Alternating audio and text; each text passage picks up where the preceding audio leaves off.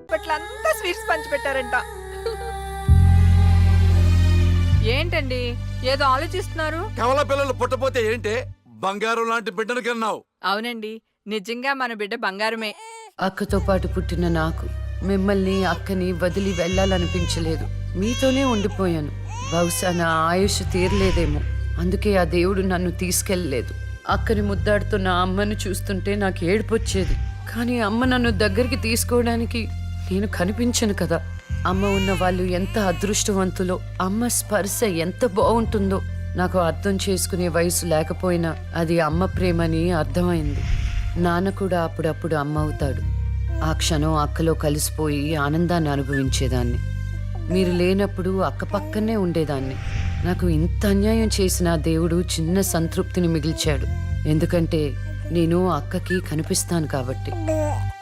నీలాల కళ్ళని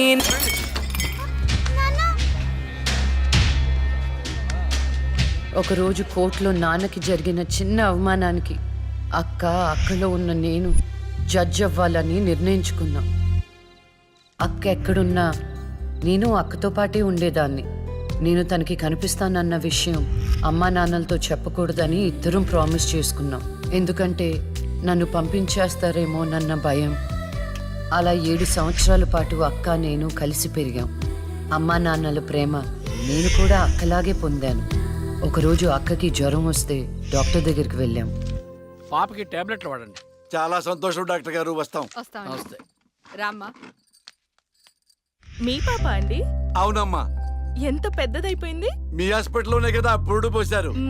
ఉంటానమ్మా. ఆ తాగుబోతు డాక్టర్ ఆ రోజు తాగేసి పాపకు ఆపరేషన్ చేశాడు.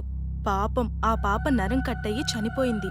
లేకపోతే ఆ పాపకి కవల చెల్లుండేది. ఇన్నాళ్ళు నాకు అన్యాయం చేసింది దేవుడు అనుకున్నాను. కాదు, ఒక డాక్టర్. పాపా, నువ్వు ఈ టాబ్లెట్లు వేసుకుంటే అన్నీ తగ్గిపోతాయి నా బంగారం. కాదు నాన్న, యొక్క టాబ్లెట్ నాన్న, ప్లీజ్ నాన్న.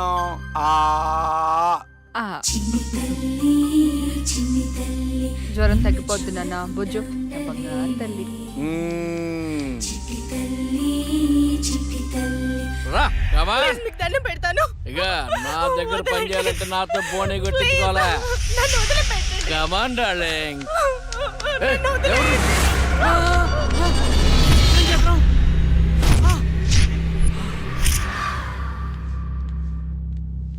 పాపా, పాపా, తులసి, పాప ఎక్కడ? అదే అర్థం కావట్లేదండి. ఎక్కడికి వెళ్ళింది?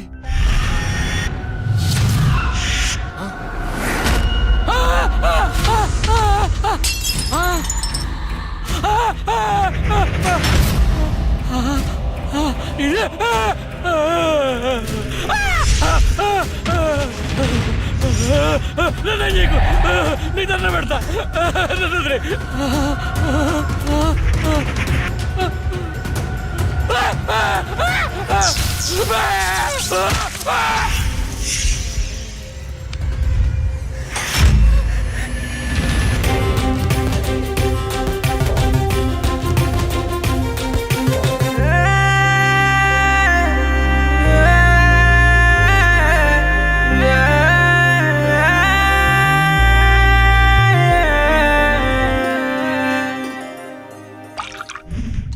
గురువు గారండి, మా అమ్మాయి లా పాస్ అయిందండి. ఇక నుండి మా అమ్మాయి పేరు లక్ష్మి కాదండి, లాయర్ లక్ష్మి. వావ్ పర్వాలేదా? కోర్టు ముందు టీ అమ్ముతునే కూతుర్ని లాయర్ని చేశావు. Very good. ఇంతగా అమ్మాయి ఎక్కడా? లక్ష్మి,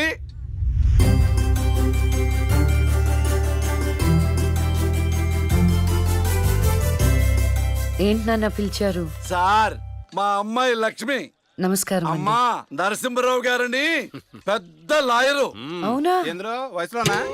కాదురా, మామూలుగా కూడా పెద్ద లాయరేనమ్మా. నేను మీ గురించి చాలా విన్నానండి. అంటే సాక్ష్యాలతో సంబంధం లేకుండా ఎలాగైనా కేసు మీ వైపు మలుచుకుంటారని విన్నాను. అదేనమ్మా లాయర్ తెలివితేటలు. అది సరే, ఇంతకీ నువ్వు సొంతగా ప్రాక్టీస్ చేద్దాం అనుకుంటున్నావా, లేక నాలాంటి వాడి దగ్గర అసిస్టెంట్ గా చేద్దాం అనుకుంటున్నావా? అంటే ఇంకొకరి దగ్గర చేస్తే వాళ్ళ ఇన్ఫ్లుయెన్స్ నా పైన పడుతుంది కదండి. అలా కాకుండా డైరెక్ట్ గా ప్రాక్టీస్ చేద్దామని అనుకుంటున్నాను. నేను నాలా ఉండాలని. గుడ్. వాయిస్ దేముంది సార్, మనుషులు అందరి దగ్గర ఉంటుంది. లాయర్ కి ఉండాల్సింది ఆనెస్టీ, అది నా దగ్గర ఉంది సార్. హానెస్టీ, నిజాయితీ. చూద్దాం నీ నిజాయితీతో ఎన్ని కేసులు గెలుస్తావో. All the best. అమ్మా చూసావా, నువ్వు నోరు తెరిస్తే అవతల వాడు నోరు ఎలా మూతపడిందో, కోర్టులో కూడా ఎలాగ చంపేయాలా? నాన్న నాకు మంచి చాయ్ పెట్టి. ఏయ్, నా బంగారు తల్లికి మంచి చాయ్ రెడీ చేయరా. మా అమ్మాయి లాయర్ అయిందండి. శుభం. తన పేరుతో అర్చన చేయించండి. అలాగేనమ్మా. శుక్లాం భరధరం విష్ణుం శశివర్ణం చతుర్భుజం ప్రసన్నవదనం ధ్యాయేత్ సర్వ విఘ్నోపశాంతయే ఇష్టకామ్యార్థ ఫల సిద్ధిరస్తు.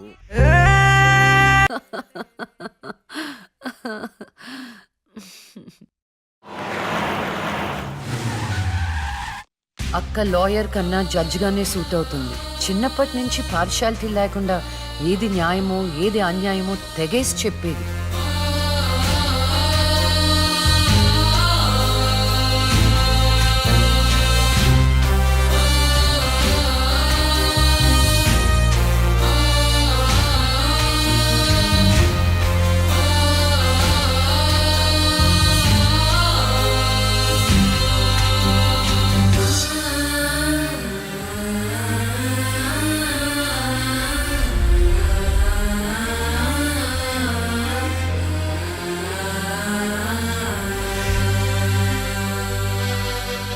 కూర్చోండి.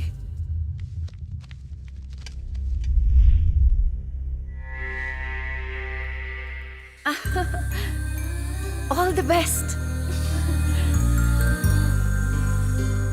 ప్రొసీడ్. యువర్ ఆనర్, ఈ బోనులో ఉన్న రాజీవ్ అనే యువకుడు స్వయానా ఎమ్మెల్యే గారి ముద్దుల కొడుకు. వాళ్ళ నాన్నగారు అధికారంలో ఉన్నారన్న అహంకారంతో నడి రోడ్డు మీద ఒక యువతిని అందరూ చూస్తుండగానే తన కారులోకి లాగి మానభంగం చేశాడు.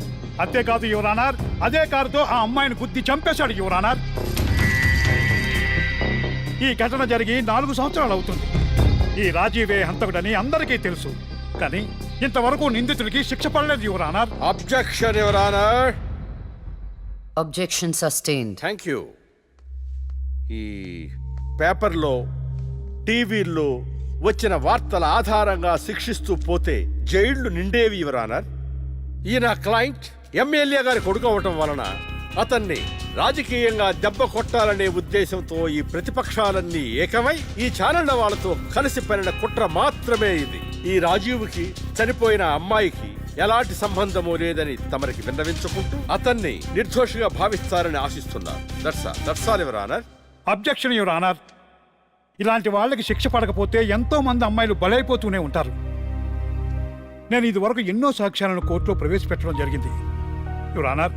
దయచేసి మానవతా దృక్పథంతో ఆలోచించి జడ్జిమెంట్ ఇవ్వండి.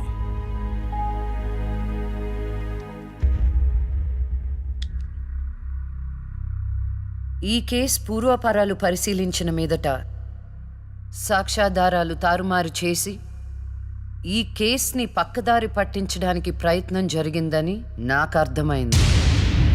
సాక్ష్యం లేకపోవచ్చు, కానీ కారణం లేకుండా ఏ ఆడపిల్ల తల్లిదండ్రులు మా అమ్మాయిని మానభంగం చేశారు, చంపేశారు అని కోర్టు మెట్లు ఎక్కరు.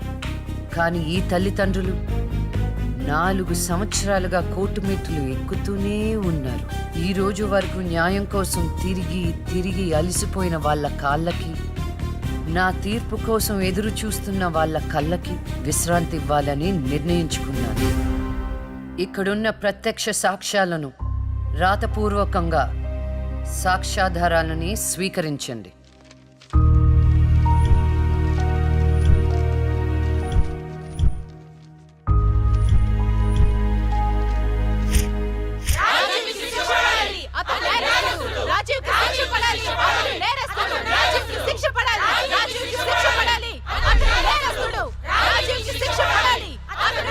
Order, order, order. రాజీవ్ అనే ఈ ముద్దాయికి లైఫ్ ఎమెన్షన్ కఠిన కారాగార శిక్ష విధించడమైనది. Objection your honour. Objection overruled. The court is adjourned.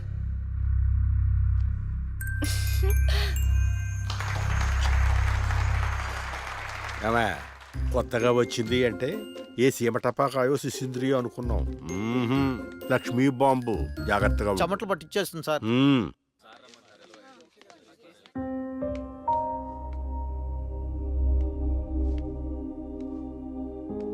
Hello hello, అందరూ ఒకే దగ్గర ఉన్నారు. ఏంటి స్పెషల్? చేపల పులుసు మేడం. ఓహో, తినండి తినండి. మీ అందరికీ ఒక విషయం చెప్పేద్దామని వచ్చాను. ఇక మీదట దొంగ సాక్ష్యాల్ని ఎంకరేజ్ చేయకూడదు, న్యాయంగానే వాదించాలి. ఏమిటి మేడం, ఏం మాట్లాడుతున్నారు? ఇంకెలా మాట్లాడమంటారండి? హా? కోర్టుని కూరగాయల మార్కెట్లా తయారు చేశారు. స్టేషనరీ నుండి సాక్ష్యాల వరకు ప్రతిదీ అమ్మకమే. మర్డర్ కేసుకో రేటు, దొమ్మి కేసుకో రేటు, రేప్ కేసుకో రేటు. చిచి, చెప్పుకుంటేనే సిగ్గుచేటు. సంపాదించుకుంది చాలు, ఇక అన్నీ మారాలి. అన్నీ మారతాయి. ఇక నుండి దొంగ సాక్ష్యాలు చెప్పేవాళ్ళు కోర్టు సరౌండింగ్స్ లో కూడా కనిపించడానికి వీల్లేదు. ఎవడైనా కక్కుర్తిపడి డబ్బు కోసం దొంగ సాక్ష్యాలతో కేసుని గెలిపించుకోవాలని చూస్తే వాళ్ళని కూడా నేరస్తుల బోన్లో నిలబెడతా, శిక్షలో షేరింగ్ ఇప్పిస్తా. ఇక నుంచి న్యాయం గెలవాలి, న్యాయమే గెలవాలి, న్యాయమే గెలవాలి, న్యాయమే గెలవాలి, న్యాయమే గెలవాలి. ప్రశాంతంగా ఉన్న అక్క జీవితంలో ఒకరోజు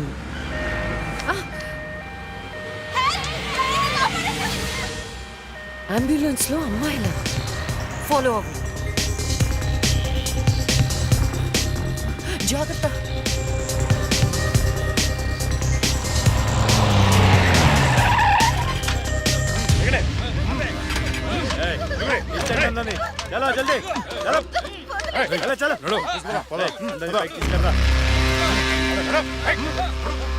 అంతా ఓకే అన్నా, తీసుకొచ్చా అందరినీ. ఏం ప్రాబ్లం రాలేదు కదా? అంబులెన్స్ లో అమ్మాయిలు ఉంటారని ఎవరు గెస్ట్ చేస్తారన్నా? ఏయ్, వీళ్ళందరినీ ట్రక్ లో ఎక్కించండి. ఆ దుబాయ్ షేక్ గాడు ఒక్కడే ఫోన్లు. అసలు అది సార్ ప్లీజ్ సార్, దండం ఓయ్. పెట్టండి. అరవకో. ఏంటే నువ్వు అరిస్తే రిప్లై ఇచ్చేవాడు ఇవ్వలేడు. ఇది నా ఏరియా. రేయ్, తీసుకెళ్ళండి రా అందరినీ. తీసుకెళ్ళండి తొందరగా. పోవే. Stop it.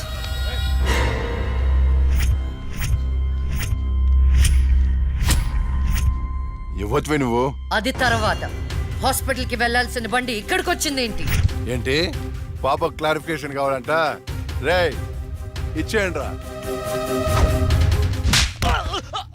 అమ్మాయే కదా అని అలుసుగా చూస్తున్నారేమో. లక్ష్మి, జస్టిస్ లక్ష్మి ఆవేశపడి అటాక్ ను చేశారో ఆక్సిజన్ ఆగిపోద్ది. Arrest him.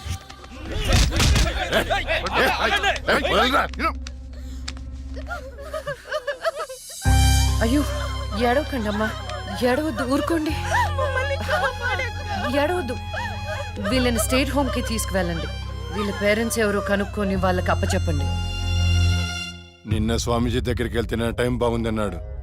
ఏంటి ఇలా జరుగుతుంది? అమ్మాయిల అక్రమ రవాణా కేసు మినిమం 10 సంవత్సరాలు శిక్ష పడుతుంది. నిన్ను శిక్ష ఎన్నేళ్లు పడుతుందని అడగట్లేదు, నన్ను శిక్ష నుంచి తప్పించగలవా అని అడుగుతున్నా. తప్పించడానికి అక్కడ ఉంది ఎవరు? ఎవరు? లక్ష్మీ బాంబ. అంతేగా? చాలా కరెక్ట్ ఇన్ఫర్మేషన్ చెప్పావు నాయన. నా కేసు వాదిస్తే నువ్వెంత డబ్బు అడిగితే అంత ఇస్తాను. వాదిస్తాను, కానీ గెలుస్తావని నమ్మకం మాత్రం లేదు. కానీ నువ్వు గెలవాలి. నువ్వు గెలవాలి అంటే లక్ష్మి నీకు ఫేవర్ గా జడ్జిమెంట్ చెప్పాలి. ఇదే నేను నీకు ఇచ్చే సిన్సియర్ సజెషన్. వస్తా ఏమయ్యా, వస్తా.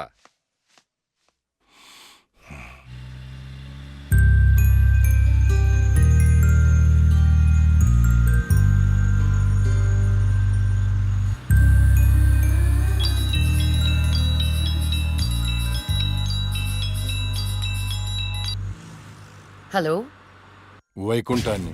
నా కేసు విషయంలో పోలీసు నుండి లాయర్ల వరకు అందరూ నా చేతుల్లో లేదు, నా చేతుల్లో లేదని చేతులు ఎత్తేస్తున్నారు. కారణం నువ్వంటే భయం. ఆ భయాన్ని కోరేట్ ఫిక్స్ చేశాను. కోటి రూపాయలు.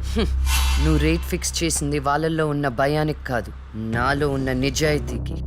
నువ్వు కోటి పక్కన ఎన్ని సున్నాలు పెట్టినా దాన్ని కొనలేవు. ఏ జడ్జి, ఏయ్, ఏంటే నీ పొగరు? డబ్బుంటే ఏదైనా కొనొచ్చనే నీ మైండ్ సెట్ క్యాన్సర్ కంటే డేంజర్.